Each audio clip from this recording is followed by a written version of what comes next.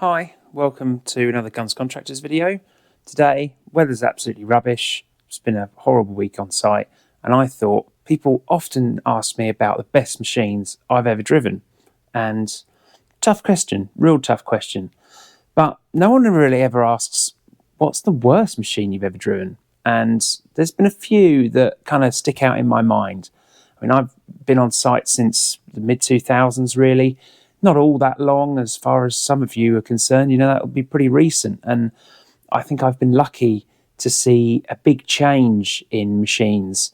You know, they're much more plentiful now. The rise of the mini digger, sadly, you know, the demise of the backhoe in some ways. But I really think machines have come on a long way since even I started on sites, and especially as I've grown up through the 90s, they've come an awful long way since then. And some manufacturers have got it right over the years and consistently got it right. Some have sadly fallen by the wayside in some ways. So I thought I'd give just a quick overview of the sort of five, and this isn't in any particular order necessarily, but in my opinion, the five machines that stand out as not being great from my time operating them. Now, sadly, I haven't got footage of a lot of these because it was, you know, some of them were coming on 20 years ago now, sadly. But you never forget a bad machine, do you? Starting in at number 5. Now, the Cat 305. This is the C model. And for me, they weren't inherently an awful machine in one area. They were just relatively bad, sort of all over, really. They had a sliding door that opened and sort of slid round the side. That ended up sticking kind of outside the turret. It gave you this weird sort of step thing as you got in. And I really found visibility to be relatively poor from the cab because you had this quite big A-pillar that was almost sort of moved in on the left-hand sort of side of the vision because the cab was kind of circular. And this isn't the first criticism I've got of circle cabs in this list. So, I mean, I remember they drove okay. They were really quite well put together in terms of what was there was very solid.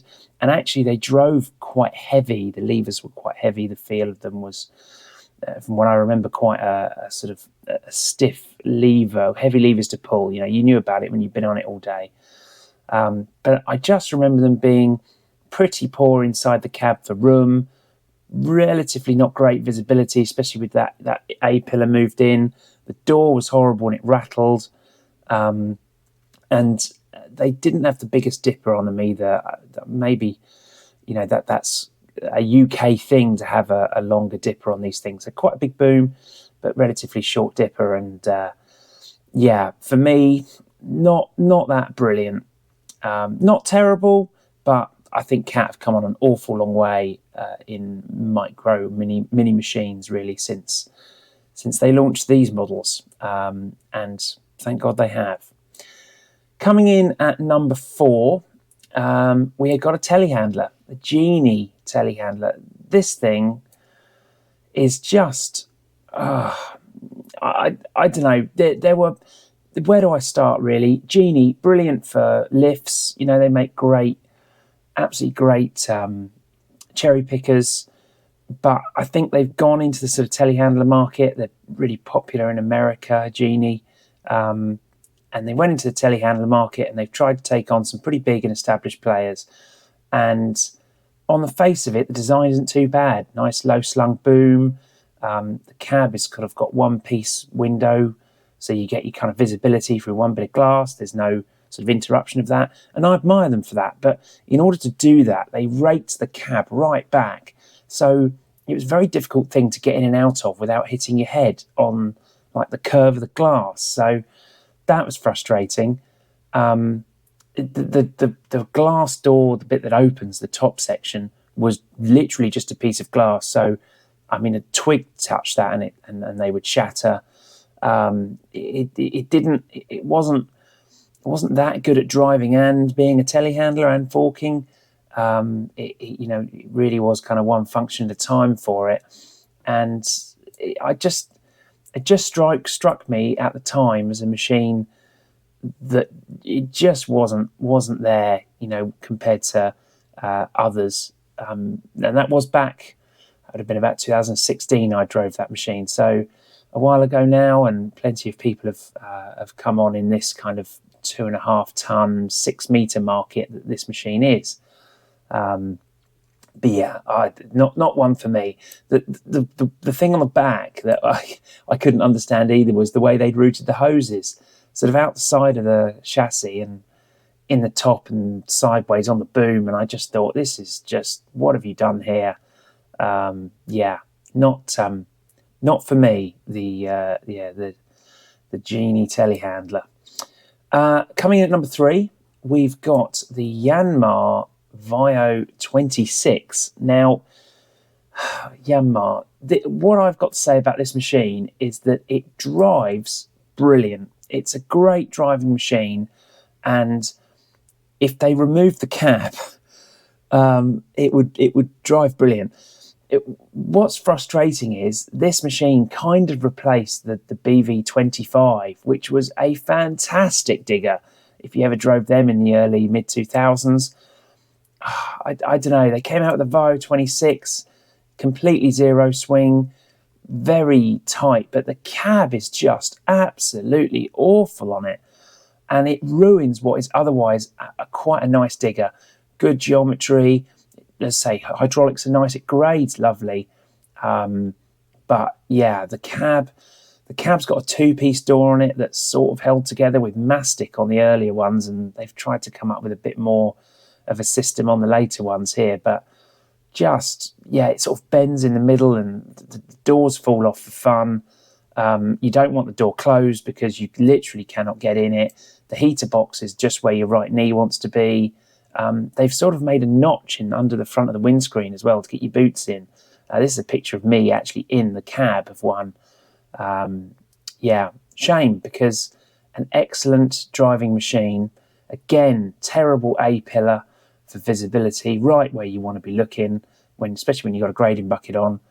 And just, yeah, shame. Now, they have come out, Yanmar, since then with conventional tail swing models, etc. But yeah, the 26 was just an awful place to spend a day. Yeah, you just wanted to smash all the glass out of it, really, and the cab off it, and it would have been lovely. Anyway, coming in at number 2, now we're throwing it back here with the Daewoo. That'd be the Daewoo, and the 55V. And now, Daewoo used to be a brand that I believe turned into Doosan, which of course now Devlon as we know it today. But they used to be fairly popular in the sort of early to mid 2000s. They were coming into the UK market, relatively new brand, and they were selling machines, for very good value. And a lot of ground workers bought them because, they were significantly cheaper than the sort of competitive brands. But the problem was they just weren't really a touch on, Hitachi were in their prime in these days. Mid-2000s Hitachis, the Zaxxas 50, what a digger. And the Solar just couldn't keep up with it. It was bigger, fatter. The body panels were made of like fiberglass. You just used to break them really easily. The dipper was short on them, that kind of Asian spec thing. Not great hose routing. The cab interior was sort of, it just fell apart really for a living. And I just remember them, windscreens would sort of rattle out of place and slam on your head. And they did get abused, these things, of course, but it just wasn't a great digger. And I distinctly remember them. In fact, when I was making this list, this was the first machine that came to my head. Done a lot of finishing works with these sort of bits of kit. And, Doosan have come on a long way, thankfully. And they took over Daewoo and ditched this model and came out with some significantly better machines, thankfully. Anyway, that brings us on to, and how I've sort of listed this at number 1. And the reason this machine's at number 1 is because they've actually gone backwards, in my opinion. And this is a modern machine. You can still buy this today. And I've actually reviewed it elsewhere on my channel. So if you fancy taking a deeper look at this particular one, you can do that there. But Hitachi, what have you done? Where have you gone? The 26U, it's... where do I start with this machine? It's so frustrating because the 26U replaced what used to be the Xaxis 27, which is a conventional tail machine. Fantastic little digger. An equivalent of the 8026 really in a lot of ways. And yeah, brilliant little digger. They were great. But my problems with the 26U, it's just everything's an afterthought. They've taken the boom, and the boom geometry is okay. It's not brilliant. It's got quite a cranked boom. Dipper's good on it, it's got great offset. But then everywhere else, it just starts to fall apart. It's got a really high step to get inside. Being a U machine, they put a lot of hydraulics under the floor, I'd imagine. But then it's also got this secondary little trip hazard step as you get in the door, which just looks like a nightmare. You sort of hang up on it with your boot. It means the floor isn't actually level when you're inside it. Just why? The door is now a one-piece door. They learnt from Yanmar and ditched the two-piece thing, but when it folds back, it's way outside the envelope of the actual turret, and is very prone to being smashed off. Yes, it's got metal. Luckily, it's a metal door, essentially, unlike the Yanmar one that's virtually made of glass and mastic. But it just doesn't sit folded back very well. Visibility in it is okay, but it's things like, you can't see in the pictures, but in my review I mentioned this. If you have the side window open and then you want to put the front windscreen down, which is possible, it might happen, they hit each other. So you can't lift the front window up or down with the side window open because it catches. And to get around that, rather than designing it, what they did was just put a sticker on the window, say, yeah, just don't do that. Awful.